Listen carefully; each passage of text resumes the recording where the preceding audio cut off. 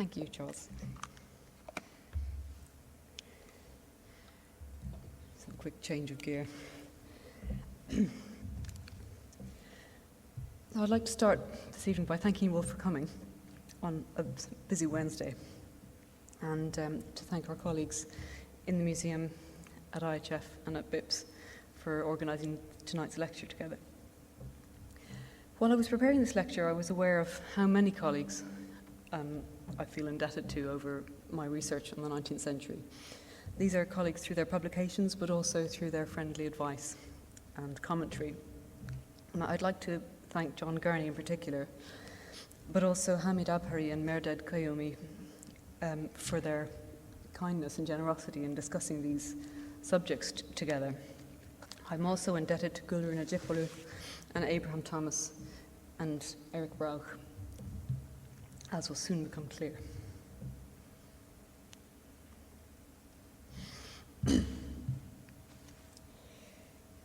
In the summer of 1874, an ambitious young architect left his home in Earl's Court and travelled to Qajar, Iran. Caspar Purdon Clarke had trained at the National School of Art, that is here, then worked in relatively junior roles for the Office of Works in Westminster, and then back in his alma mater, the South Kensington Museum, later renamed the V&A, where we are gathered this evening. We can now safely say that he was not destined for a glittering career in British architecture, but a side turn in Tehran led Caspar Purdon Clarke somewhere else, towards the craft traditions of the wider world, not just for aesthetic interest in beautiful objects, but from a practical, hands-on point of view. His outlook usually went beyond the finished object to the bigger picture, to the meeting points of design, craft, and working culture, to master designers, craft workers, and makers. Because of this, he returned from Iran with a very unusual acquisition, unusual even for the South Kensington Museum, unusual but wholly sympathetic to the fundamental values of a design museum, where he would eventually make his name. This acquisition was a large guild archive of architectural designs, drawings, and plans on paper. They came from a professional corporation of master builders, or ustads, working in Tehran. We know them today as the Mirza Akbar drawings. We're still learning from this unique portfolio, which has over 200 designs, and with renewed study and recent conservation, we can now acknowledge that we have a remarkable and rare treasury of Qajar architectural design practice. To date, these 19th century drawings have attracted the diverse attentions of mathematicians, architects, designers, art theorists, art historians, including Ernst Gombrich, and contemporary artists, including Parviz Tanavoli. This lecture cannot cover all of these disciplines, but I am encouraged that the Mirza Akbar drawings work for so many different outlooks. We are already collaborating with Tabriz Islamic Art University and with Shahid Beheshti University on the drawings. That's me last year. The whole archive is freely published on our website, Search Collections, and as we continue to share, we will most certainly continue to learn.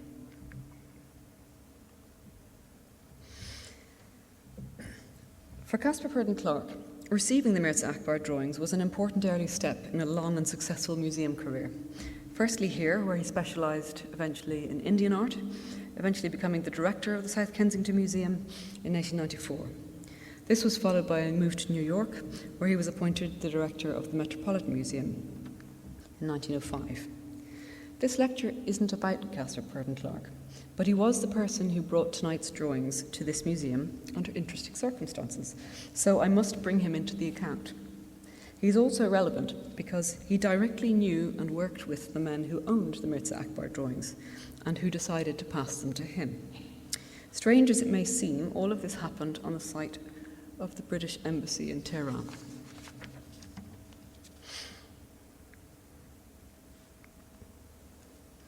In his later career, he referred, sorry, I'm getting a lot of feedback, is that okay? In his later career, he referred again and again to the exchange. It was increasingly characterized as an epic moment in his professional life, defining his holistic approach to practical art and its makers. So I will be using the Purdon Clarke Tehran Embassy story as a framing device Firstly, to introduce this wonderful archive and its original highly skilled owners, and finally to show what these Qajar drawings have meant to the different scholarly communities within and around the Victoria and Albert Museum. Back in 1874, Caspar Purdon Clarke went to Tehran as a government architect representing the Office of Works. As superintendent, his official brief was to oversee the very last arrangements for completing the British legation, that is, the embassy, the diplomatic mission representing Queen Victoria to the court of Nasruddin Shah Qajar. This is the same leafy compound which today lies between Ferdowsi and Bobby Sands avenues. Purdon Clarke arrived towards the very end of the project. The whole compound had been designed in 1869 from the South Kensington Museum by the architect James William Wilde.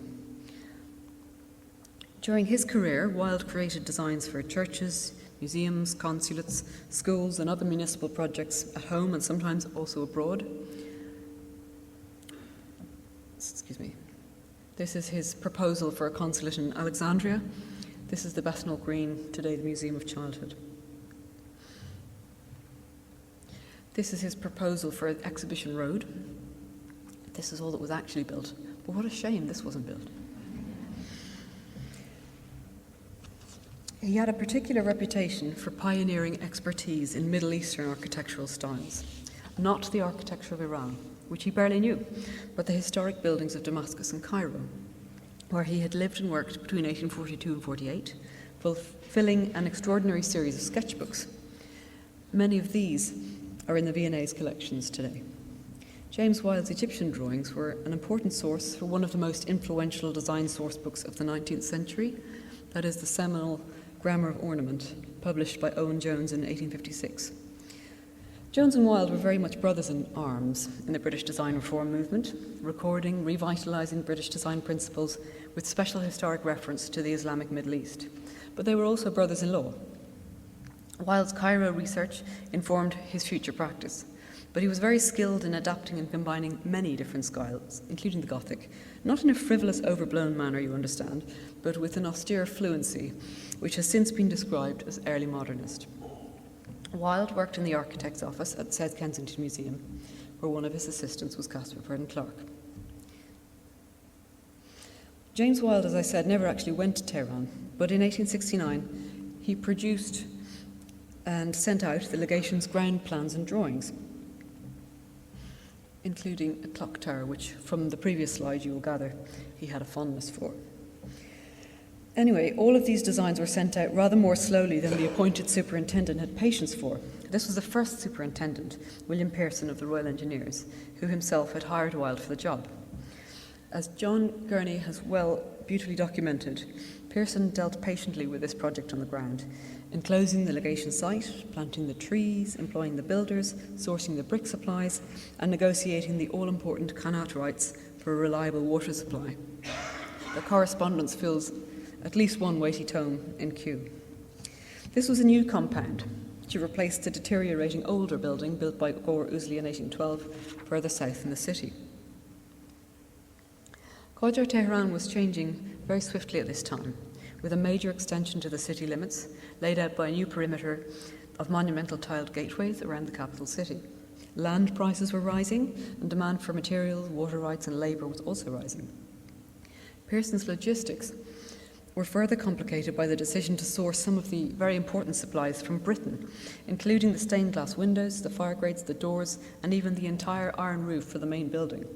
The iron roof was sent flat packed from Glasgow by a steamship and then mule caravan, together with a live foreman who knew how to unpack and install it.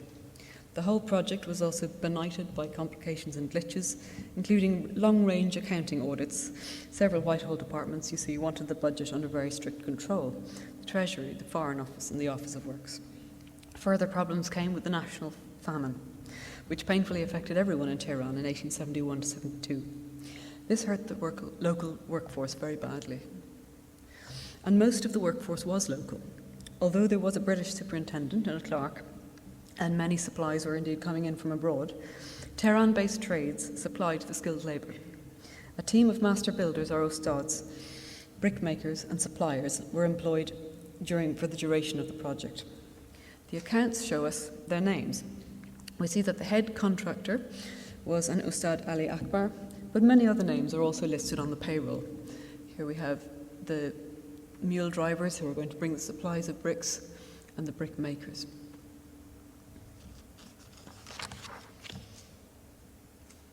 What follows next is a brief account of how Ustad Ali Akbar's team worked on the legation buildings, which demonstrates the professional flexibility of the modern master builder in Qajar, Iran. The 19th century has sometimes been characterized in terms of artistic decline, with depressing nationalist tropes fusing art, geopolitics, and even civil morality. But from another perspective, Qajar art and architecture experienced a dynamic period of swift influences, macroeconomic pressures, historic nostalgia, and new material possibilities, not wholly unlike Europe at the same time, in fact. Delays occur in every building project. One of the biggest delays Pearson had to contend with was his architect here in South Kensington. James Wilde sent out the site plans promptly enough, and Pearson's team duly built up the perimeter walls and also the main building, the offices, the doctor's surgery, the residences, the stables, the bath, and the gatehouse. The delay came with the interior decoration for the state rooms. That is this suite of 2 grand chambers, a vestibule in the middle, smaller rooms at either end, and leading out to the front, but out into the garden on this side. After a delay of 6 months following the commission, Wilde sent out a design proposal which Pearson had to turn down. But the refusal was a matter of political dignity. He writes, "I would wish the decoration of the principal rooms to be entirely English in character. We cannot attempt Persian decoration here. Persians spend such fabulous sums in the ornamentation of one room that we could not hope to rival them, whereas something quite new to the country would be exceedingly admired." This tactful response tells us that Wilde must have wanted a so-called Persian style for the state rooms. What must this have been, given that Wilde had such limited knowledge of the arts of Iran?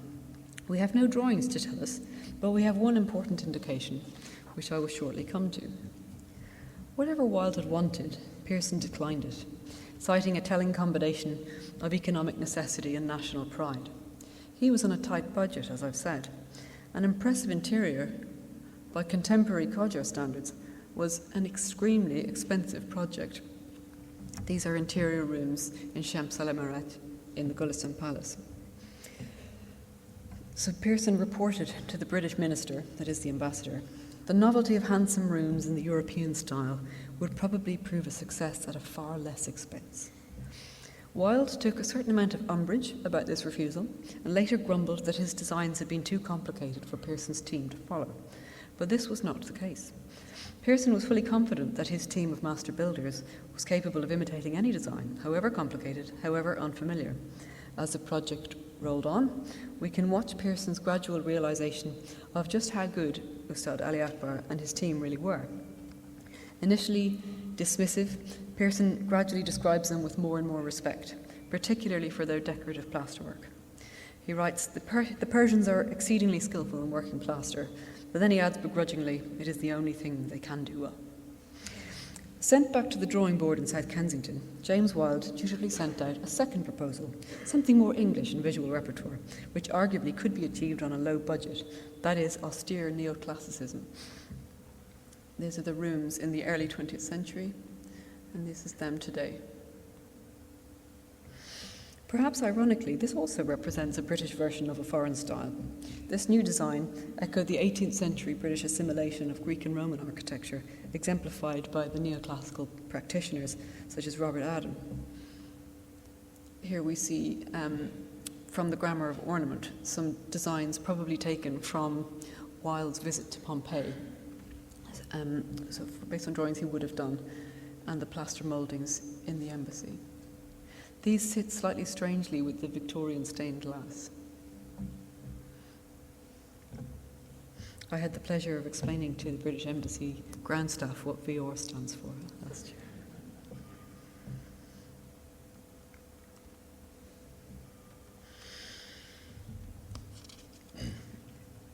When the drawings finally arrived in Tehran, the master builders duly copied and installed Wilde's designs in the principal rooms, where they remain to this day. But from the first meeting, it had taken almost 4 years for Wilde's neoclassical ceilings to reach Tehran.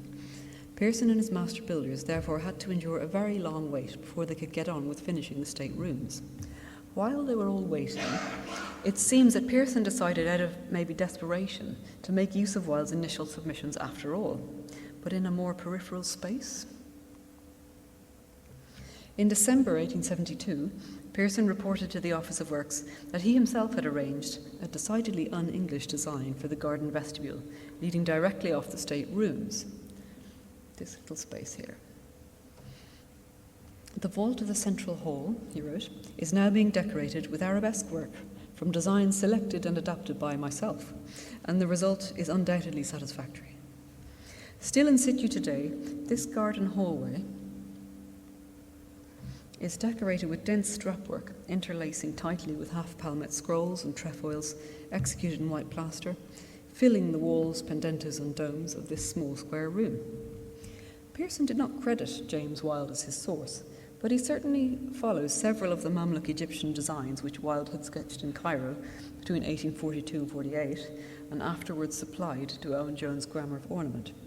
It is less than likely that Pearson and his master builders independently devised these Mamluk patterns from Tehran. For example, just looking at it closer, the roundel of the ceiling vault matches the open-work brass doorplate of the 14th century Mosque of Barkuk in Cairo, which was published in Owen Jones' chapter on Arabian ornament. This is Arabian number 3.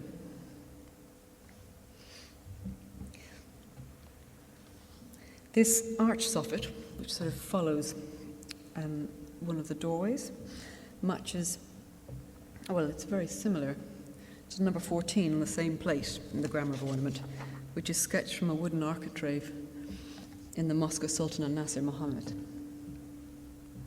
The Tehran door surround uses a repeated motif which features in a different section of the Grammar of Ornament. This is Moresque number 1, sounds like a dance. It's copied by Jones himself from a calligraphic frieze in the Alhambra Palace in Granada. There's no paper record of Wilde's initial designs, aside from Pearson's letter rejecting them as Persian. Judging, however, by the likely authorship of Pearson's arabesque halls, it would seem that in 1869 Wilde had submitted a beautiful but politically unacceptable South Kensington combination of Nasrid plasterwork and Mamluk metalwork and woodwork designs to decorate the state rooms of Britain's embassy to Qajar, Iran. These would have had no visible relationship to the contemporary or historic architecture of Tehran, though they did say a lot about Britain, of course. But it was not so much competitive with contemporary Qajar interiors as wholly alien.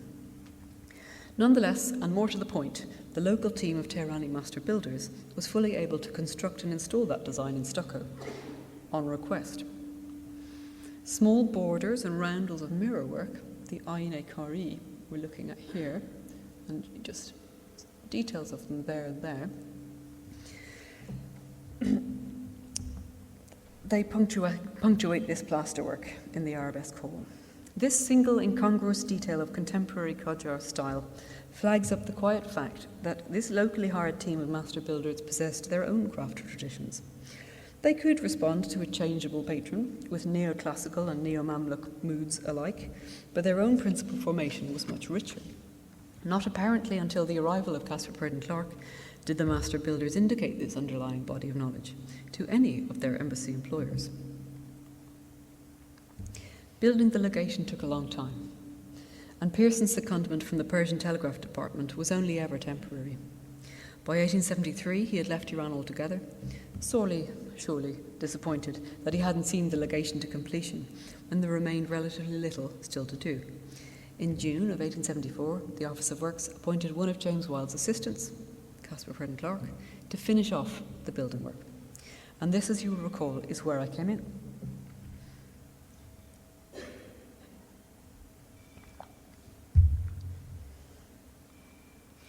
Purdon Clarke was in Iran for almost exactly 2 years. He worked closely with Ustad Ali Akbar's team to complete the state rooms. He made some imaginative suggestions for further improvements to the building, including the addition of an orangery, but all of this was flatly refused by the Treasury, which put a conclusive end to the legation building project in the summer of 1876. Purdon Clarke also used his time to travel around the country, making drawings. It's a design of a Persian house, plans, sections and elevations, taking notes and buying artwork.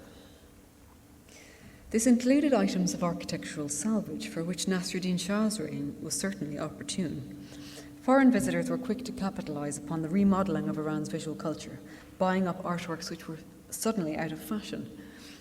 The sudden success of photography, for example, had transformed oil portraiture and demoted the figural conventions of the previous generation. By the 1870s, the now obsolete style of Fath Ali Shah's time were available for purchase. In 1875, this royal portrait on the left was sold from one of the Tehran palaces through the art dealer Jules Richard to the South Kensington Museum, where it still hangs today. So, for architecture as for art. Major urban renovation projects were afoot in Tehran. Rebuilding the Top Maidan, or the Cannon Square, required the demolition of earlier Qajar facades in favour of a larger modern concourse. Purdon Clarke bought a group of 7 large tile panels. According to our accession notes, these are from the south gate of the Toppe Maidan, recently destroyed, and a further pair of arched spandrels on the bottom from an archway adjoining the Shah's garden in Tehran. These were also sold to the museum in 1877. But the most important transaction for Caspar Purdon Clarke was not these superseded art forms. Excuse me. As the legation work concluded, 2 of his colleagues on the project gave him, apparently, the substantial collection of architectural designs on paper. By Clarke's account, 2 master builders, Ustad Akbar and Ustad Khodadad, explained that the whole set had once belonged to someone called Mirza Akbar, a now deceased architect to the court of Persia. Ustad Akbar is surely our main contractor, the Ustad Ali Akbar from Pearson's payroll accounts. Ustad Khodadad may be among the other master builders under Ali Akbar, but we don't know. There's more than one Khodadad in the payroll lists. But who was Mirza Akbar?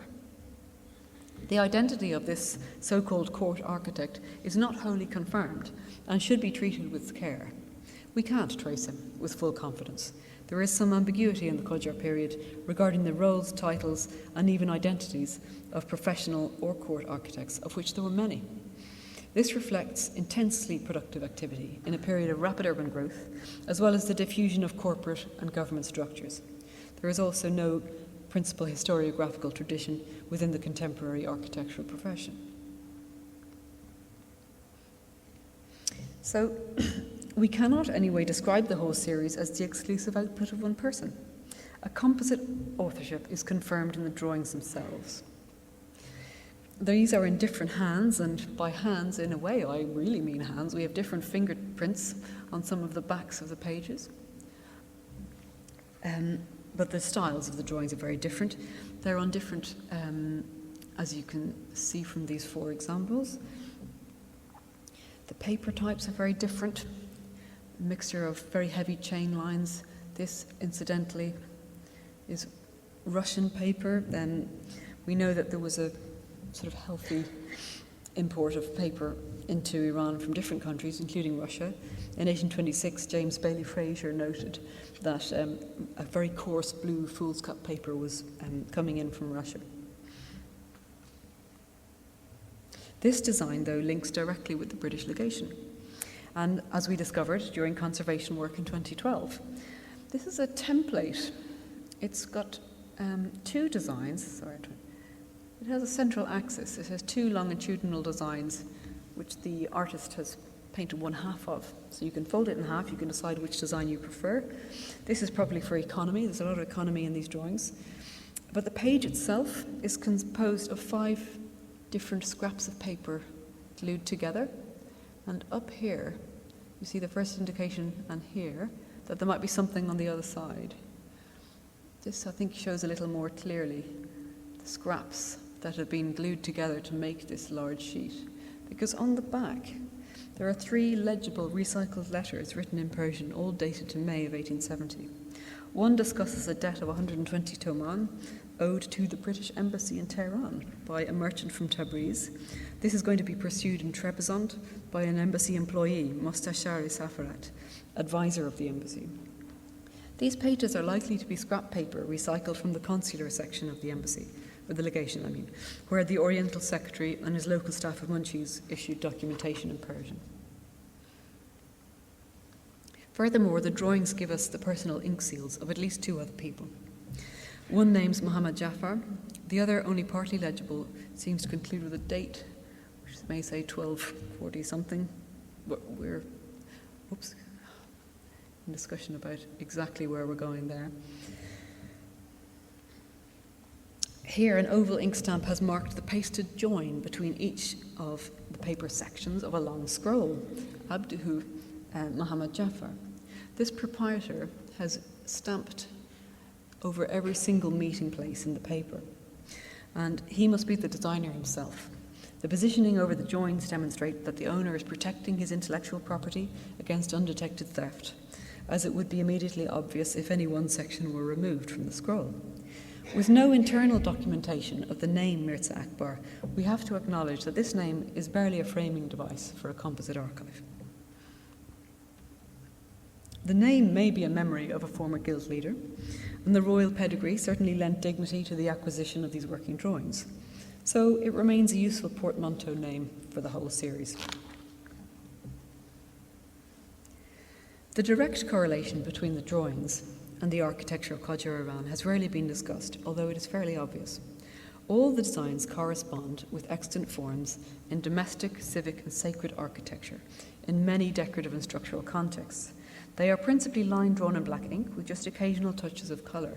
But colour, of course, is one of the richest aspects of Qajar decoration. So these interiors from Gulistan remind us we have painted wood, we have stained glass. The major merchants' houses of Kashan are a wonderful resource to see the state of Qajar design in sort of below the royal level, but at a fairly successful social elite level. The complexity of dome vaulting in fairly vernacular context is important. The colour of the stained glass in the windows, again. Tile work is absolutely luscious in the 19th century. And these forms from mosques, from the bazaar, this is from Tabriz Historic Bazaar, all sort of remind us of the environment from which these drawings were created. Nonetheless, this is, I've said it was obvious, but in fact, this is directed content for use within a specialist practice. The designs give us formatting schemes which are wholly intelligible only to the trained craftsman in what Gulliver Najipalu has called coded graphic language. These aren't exactly presentation pieces to impress a prospective patron to record a special monument. There's no explanatory textual narrative, no labels, no index.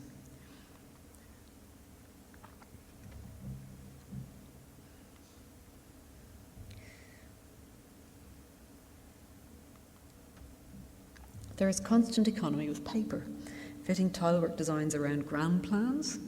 Here are some plans for tiles, but fudged around them, ground plans for large rooms. Again, down here, we have leaped from plan to elevation to a completely different scale. We see the craftsman is making the most of the squared paper. And also, you see the correlation between the master's design board on the right with the squared paper. Some designs have been traced or pounced, leaving the physical evidence in the paper surface. Here you can see that the pin has pricked the design to be pounced with charcoal dust. There is, even in the most delicate tiny drawings, you can see the traces that somebody has transferred this design onto that paper before the artist then redrew it. We are therefore looking at workshop catalogues which record and communicate formulae inside the closed professional association or guild. Professional trade corporations, or asnaf, have been documented in urban economic life in Iran since at least the 17th century. A contemporary account of the guilds in Qajar Esfahan, Tahfil Dar's Geographia, compiled between 1877 and 91, states that the guilds of the masons, the Banna, was subdivided into the bricklayers and the plasterworkers. The plasterworkers, skilled in making stucco work, vaulting and plaster moulding. This was separate to the guild of the architects, the memar, which apparently was in steep decline.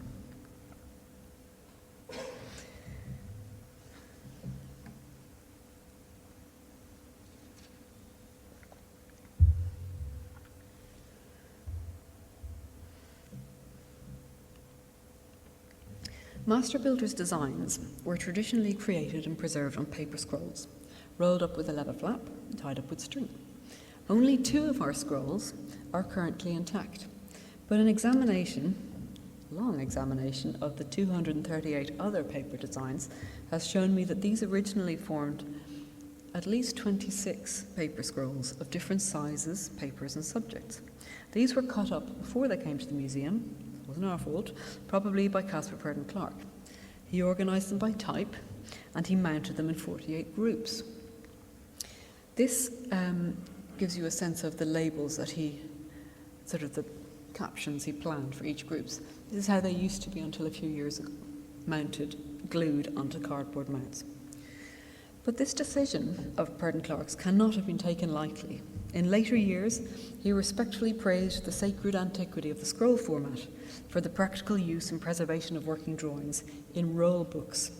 By cutting up all but 2 of the scrolls, he essentially destroyed the meaningful sequence created by the original designers by putting, this one was easier, but this is a long frieze of pictorial monsters and creatures which were possibly senselessly glued onto 2 separate pieces of cardboard. Flattened out and reformatted to fit the specific dimensions of the mounts, the designs were thus adapted into 48 curated display groups for storage in 2 flat portfolios, for consultation in the museum's art library, in the manner of European artworks on paper, as well as large-scale publishers' editions of plate illustrations. By treating the scrolls in this way, Purdon Clarke was also referencing an earlier landmark in design publication, that is, the plates of Owen Jones' Grammar of Ornament in 1856. As with the grammar, Clarke's diverse designs were framed as stacked elements packed within large-scale plates with explanatory labels about original content and context. It's important to say that although there are Persian plates in the Grammar of Ornament, many of them are not artworks from Iran, and Persian art was not something Owen Jones was extremely expert in. For example, Persian 4, this is in fact taken from an Indian album of designs, which is in the V&A.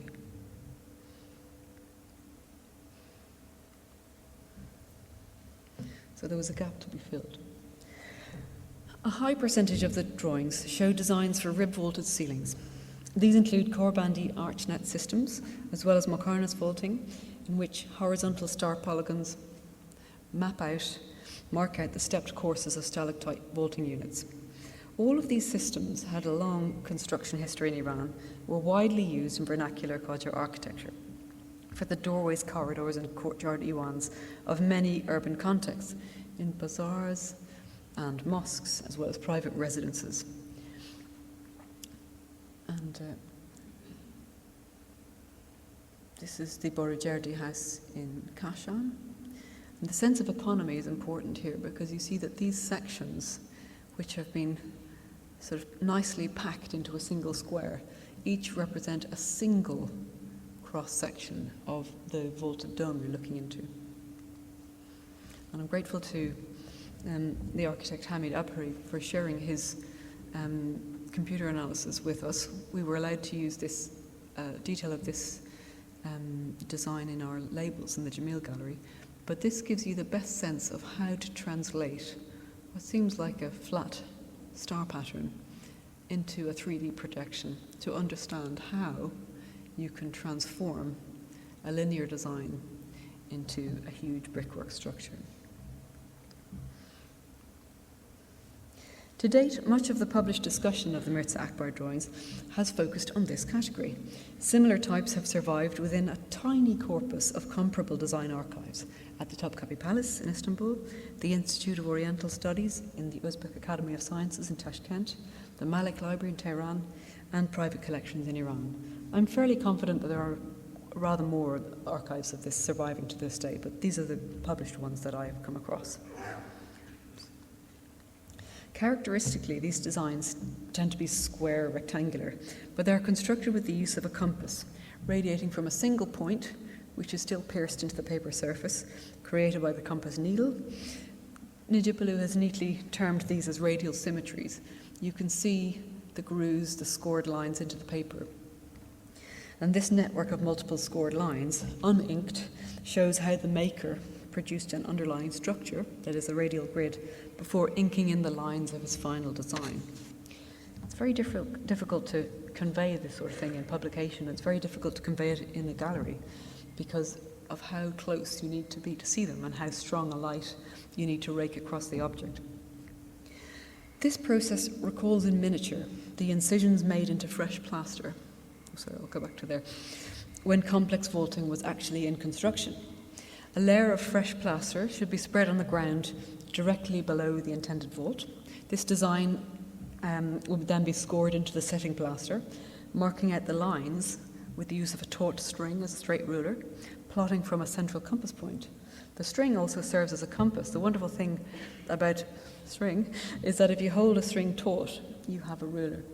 And if you hold it still here and you do this, you have a compass. So this is easy to do. Monir Shahrudi Farman Farmayon's autobiography describes meeting a master builder who helped her make her mirror work. She describes how this ustad would dip the string, damp string, into charcoal dust, and then he could hold it taut and ping the string to draw a straight line into the plaster. Once set, the plaster could be cut, like cheese if you like, into constituent elements and installed in the vault in situ, forming the first horizontal course of vaulting. Then the master would repeat for the second coral build course, and so on. Purdon Clarke had seen this being done, but it has a very long history of practice. This plaster slab on the right, incised with the linear design of a complex vault, was excavated in the late 13th century Ilkhanid site of Takhti Suleiman in Iran. So our corresponding designs on paper show us fluent repetition of the same type. The master follows the design process with accuracy, plotting from a compass point, deriving the linear structure again and again and again. None of them are identical. But this is the expert fluency required when working with fresh, fast-setting plaster on the building site, with your team watching you, I suppose. Since at least the 14th century, just moving on to the next group, architects in Iran have employed square glazed bricks or cut tiles to create geometric patterns and calligraphic inscriptions onto the exterior facades of sacred architecture, described as Banai technique. Rendered in bright glazed colours, these stark designs are easily legible at a distance and appropriate for large monuments and minarets, such as the tomb tower from Sheikh Safi's tomb at Ardabil. These are geometric compositions, but they're interlocking holy names and pious phrases, here, for example, as well as simple checkerboard patterns up here, and medallions. The practice continued into the Qajar period. This is a slightly fuzzy picture from the Sepah Salar Mosque in Tehran. These sort of pendant medallions under the vault are closest, I think, to this medallion here, again filled with pious phrases. We find a simpler version of the checkerboard patterns on the great gateways that led into Tehran. Excuse me.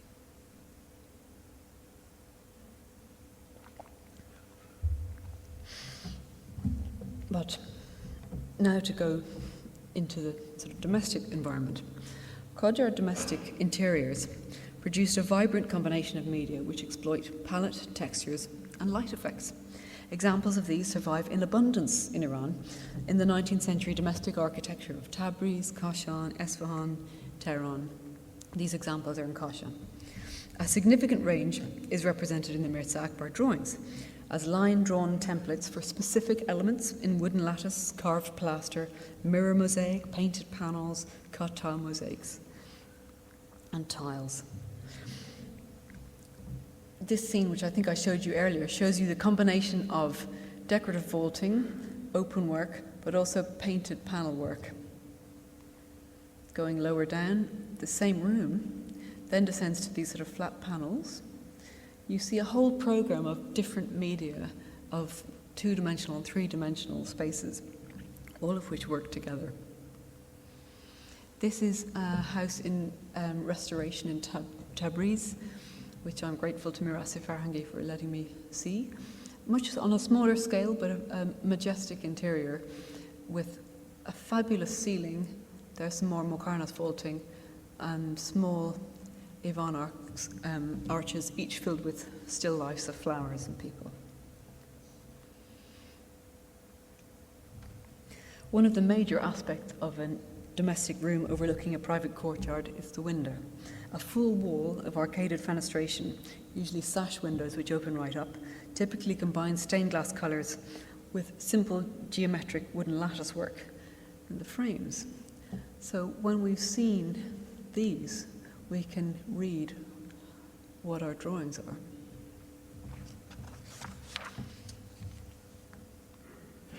The pictorial woodwork on doors, on lintels, on ceiling, on wall friezes, typically painted in very jolly, bright colours, set just above head height. This is in the Tabriz house again. This suggests what one of our deconstructed scrolls may be referring to, with this long sequence of animals and monsters, no specific narrative being indicated. Here, a little scene of ships reminds us of the monotone drawing that we have, planned without colour. The interior walls and ceilings of a typical wealthy house could also be set with carved plaster designs, Qajar, with dense floral compositions in relief. It's a riot, essentially, filled with tiny architectural references, fluted columns, frames, even chandeliers. In this case, here are some fluted columns, some bouquets of roses, these sort of extraordinary spiraling plant forms. The drawings, again, when we compare them to known examples, I have no precise matching one, but we can see that this is a classic mode of 19th century taste. And also, we can now understand our drawings a little bit better. Where we have these empty spaces, these octagons and ovals, these are to be filled with mirror work, perhaps a tiny landscape painting. There's a large vogue for installing contemporary European print images, which are fixed inside the carved plaster to add interest and novelty. This is something Parviz Tanabali is about to publish a book about. Little painted details can also be socketed into the small vaults in the Mokarnas, more vases with roses. You also get this sort of blue and white landscape style, recalling porcelains. The ceilings, extraordinary. They can be carved plaster, but there are many options. You can have painted mirror and you can have mirror work. Again, this finally indicates for us where this relatively sober design on the right is headed. This chimney piece in our drawing has a close friend in this interior from the late 18th century Abbasian house in Kashan. Another wonderful sort of plasterwork celebration, full of niches, tiny details which can be pursued. In the very bottom, where is he? Our little Div is occupying the bottom of one of oh goodness, I've lost him. There he is. These really reward scrutiny. There are tiny details to be found, such as this Div posing as a caryatid in our drawing of a fireplace. But throughout the Borogerdi house, I found Divs performing the same role, again in the plasterwork, but also in the painted friezes.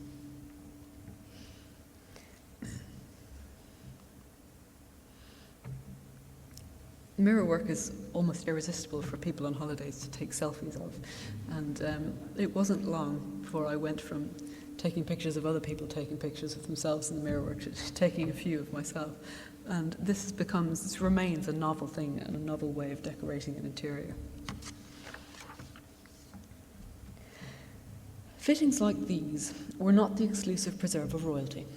but survive today in historic houses of wealthy merchants, local government officials, and they were also noticed by contemporary visitors.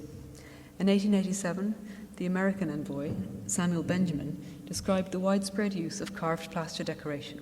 He specially emphasized the plasterer's transformation of humble domestic architecture. He writes, "By the aid of gatch, or plaster of Paris, the artisans of Tehran often transform these mud structures into dreams of loveliness. The arrangement and decoration of the humblest dwellings reveal the skill and refined taste of the simple mechanics employed in its construction. The plasterer comes and overlays the wooden pillars of the house porch, overlays with gatch, and measuring with his eye alone, he shapes the gatch into a light and graceful spiral or fluted shaft, crowned by harmonious capital." And finally, mirrorwork, aynekari. This is another alternative to painted flat surfaces, to carved plasterwork, which is dedicated usually to geometric pattern, the mosaic mirrorwork or aynekari. Unlike carved plaster, mirrorwork is usually rendered in flat pattern, and these two-dimensional designs would be equally workable in cut tile or cut sections of mirror. Like the three-dimensional vaulting designs I showed earlier, these patterns are also constructed with the use of a compass and a ruler, and often radiate from a single compass point, still piercing the page. The complex vaulting and flat pattern were therefore complementary systems.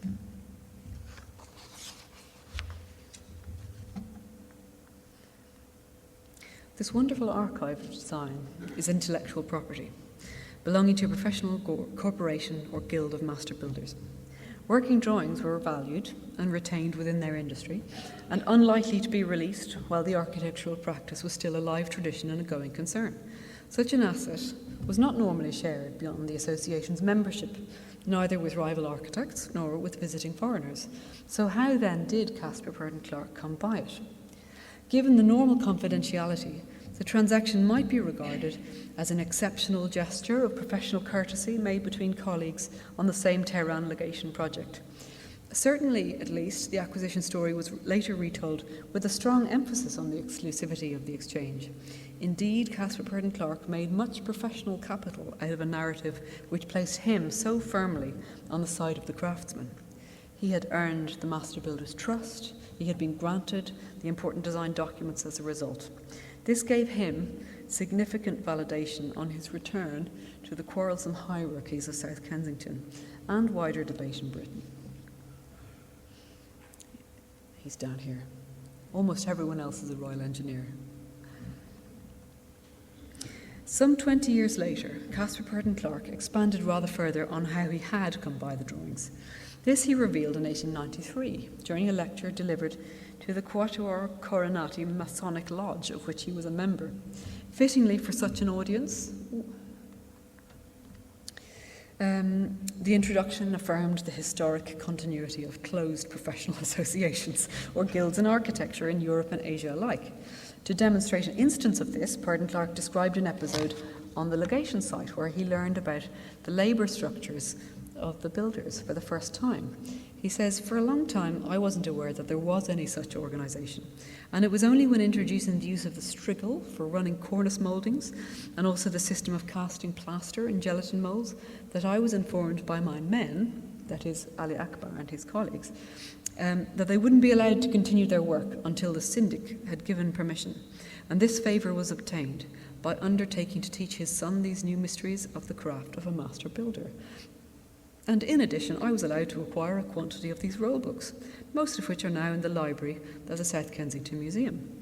So this refers to the final stages of decorating the state rooms of the British legation with all that neoclassical plasterwork. Pearson had been confident that his contractors could work directly from the models and the drawings sent from London, but Purdon Clarke must have taken a different view and insisted on their following Wilde's stucco technique, as well as his designs. In 1870s Tehran, Qajar taste was fairly receptive to European modes of domestic interior decoration. The alternative cornicing techniques might have been pretty valuable to the Tehran master builders. The guildmaster's request for his son to be trained in both of these methods, which by the way relate to plasterwork in particular, the new mysteries of the craft, really supports this. The acquisition story is therefore related both as a privilege extended to an outsider and as a mutually useful exchange between practitioners. Purdon Clarke teaches the team a valuable technique with the prior permission of their leader, who reciprocates honourably with a gift from the Guild archive. Comparing the Guild's professional discretion to contemporary British Masonic secrecy, Purdon Clarke defends these closed structures as a justifiable ancient tradition linked with the craft and mystery of the operative mason. Within this audience context, we can see why the exchange was characterised as a gracious gift between cordial equals, not a direct purchase. But it was not until Purdon Clarke had left London altogether after 1905 that he finally refers to a financial transaction, mentioning the large collection of Persian architectural drawings which I had purchased from the state architect in Tehran. In February 1878, and I'm aware I'm low on time, a little over 6 months after selling the drawings to the South Kensington Museum for £24, Purdon Clarke was in Paris, attending to the installation of the India Pavilion for the Exposition Universelle in his role as a commercial agent for the government of India. While he was working on the site, he was able to follow Iran's national display at the same event. Nasruddin Shah was scheduled to attend in the course of his second European tour. In the later 19th century, I'll stay there.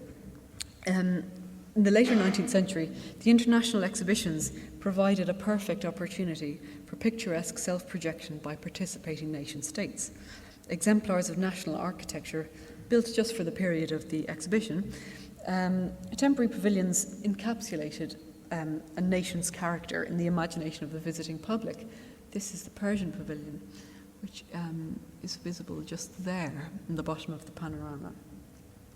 These tended to impress the public even more than the diverse selection of cultural objects on display.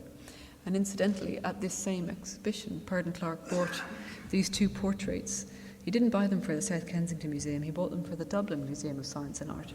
And they are in the National Museum of Ireland to this day, and IHF has recently sponsored their conservation, I'm happy to say. 2 men were sent from Iran. These 2 men were to build the Pavillon de Perse in an architectural style which could showcase Iran's cultural identity. The interior featured a Muqarnas ceiling wrought with mirror mosaic or ayne Carey. These are 2 drawings which loosely show you what it must have been like. Clarke would have watched this being built. Knowing that the Mirza Akbar drawings back in London referred to the same technique, he recognised the opportunity at hand.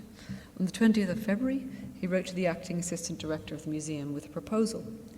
I think it will be of interest to you to know that should it be considered desirable, the department could in a few weeks obtain the services of 2 highly skilled Persian plasterworkers who are at present completing the stalactite dome of the Persian Pavilion. They would be at liberty to carry out a selection of interesting designs in the Mirza Akbar drawings. The work, known as stalactite vaulting or corbelling, is considered as a lost art, and although once common to all Mohammedan countries, is no longer used in either decoration or construction save in Persia, where it is fast losing the fine character of masses of light and broken shade and becoming a mere frame to carry small mirrors. Noting that the museum had several hundred related designs, Clarke then became rather enthusiastic. He suggested that the 2 visitors could come to South Kensington to build a dome of about 10 feet in diameter, some niches and lengths of cornice, also a ceiling with undercut work and ayne decoration. He had already met the builders. He knew they already understand and talk a little French, possessed of intelligence, industry and good temper. These men are good examples of Persian master masons and can both understand and make geometrical drawings. They are very skillful in inlaying tiles in panels to geometric designs and themselves draw the designs, choose the pattern and cut the tiles. The V&A's archive copy of Clarke's letter is then annotated with many positive memos and upbeat comments, approved if feasible, as the proposal filtered through the museum administration. There were attempts at diplomatic contact with the Iranian ambassador living in Holland Park. This has been beautifully documented by Abraham Thomas.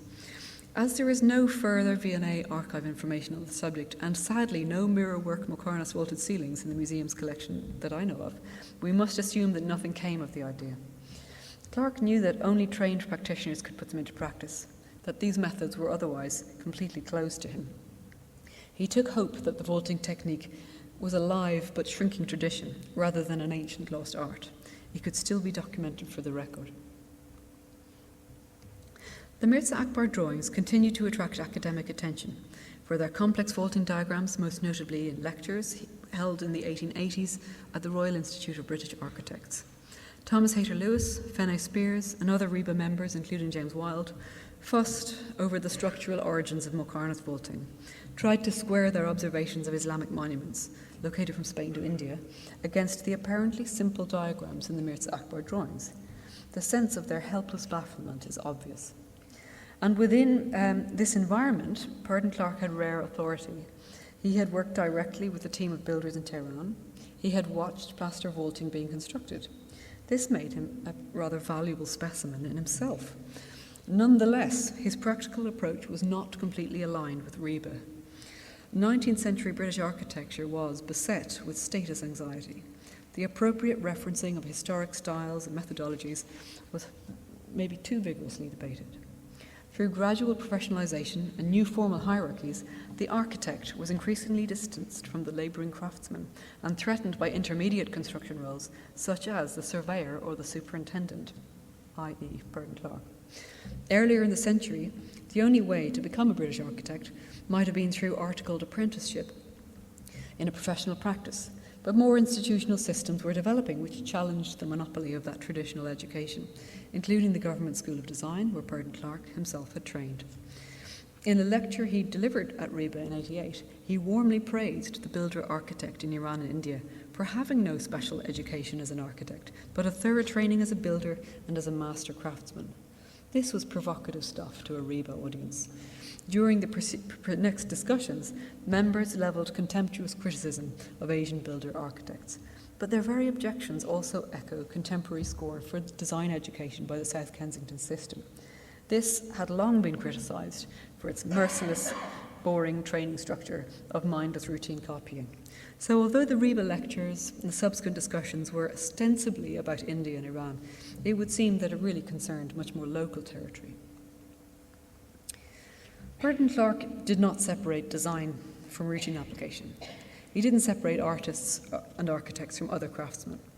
This incorporated the ethos of British design reform, which required all surface design to be structurally coherent.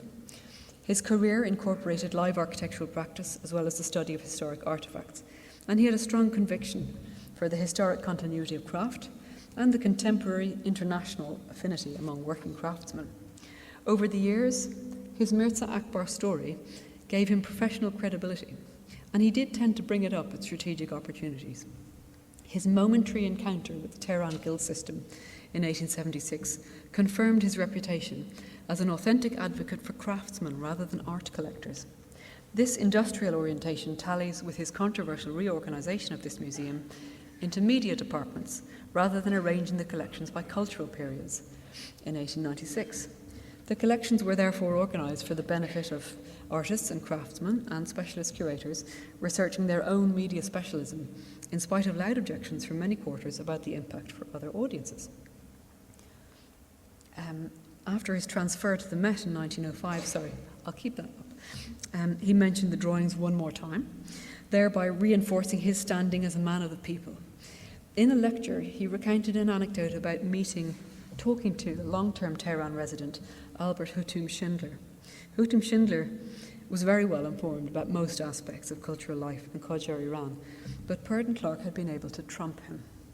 He says, in winter of 1894, I showed General Schindler a large collection of Persian architectural drawings, which I had purchased from the state architect. On his return to Persia, he made many efforts to obtain some, but without success.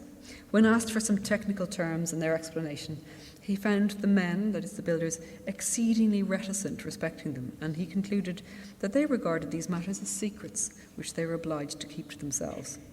Purdon Clarke somewhat gloatingly credits his own success to that bond of fellowship in operative guilds in all periods. So the apparent simple story of the Mirza Akbar acquisition in Iran, the subsequent reception in Britain, tells us a lot about different relationships and self-conscious encounters for working architects from both countries, brought into brief contact for this foreign embassy building project. The drawings were required in the late stages of the construction project, during a time when the city was growing steadily with new civic and palatial architecture and fancy new fashions. For the legation compound, the basic delay was the delivery of designs from Britain. The legation was therefore the site of a 7-year encounter between the Tehrani master builders and a whole sequence of British superintendents and clerks appointed from London. Their working relationships evolved over time. The team responded to abrupt design changes with flexible ease. As the project concluded, the transaction with the Mirza Akbar drawings takes place, suddenly revealing the extensive professional repertoire of the men who had just delivered the fairly simple embassy design, exactly as dictated from South Kensington. They had been adaptable to all requirements, following the foreign design templates, learning new techniques as necessary. But these master builders' design archive shows us that they had a very considerable architectural stock of their own.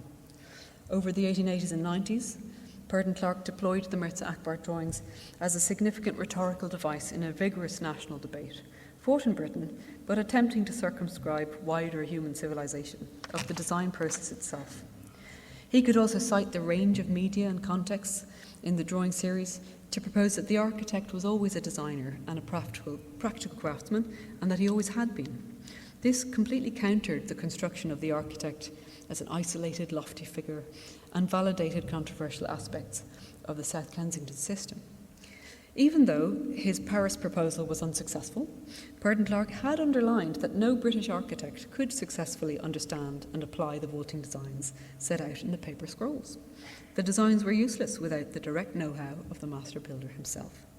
In constructing this respectful acknowledgement of foreign technical training, he had focused upon the only architectural element which truly confused and fascinated European architecture. That is Muqarnas vaulting. As he progressed through the museum hierarchy, his career benefited from his reputation as a man who valued and related well with working craftsmen, particularly those in the wider world. For him, the professional relationships formed during his short time as an architect, a minor architect in Tehran, had a lasting impact. But for Ustad Ali Akbar and his colleagues, the embassy commission took place at a time of hardship, during the national famine and thereafter.